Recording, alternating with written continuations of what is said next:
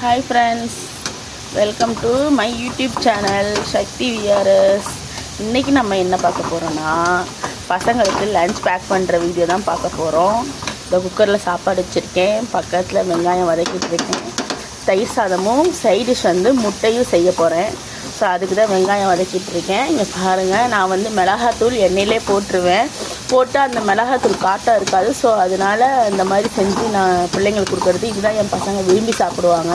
So அதனால் இந்த மாதிரி எடுத்துடுறது. இப்போ பாருங்கள், முட்டை உடச்சி ஊற்றியாச்சு. இதோ இதை பார்த்துக்கோங்க.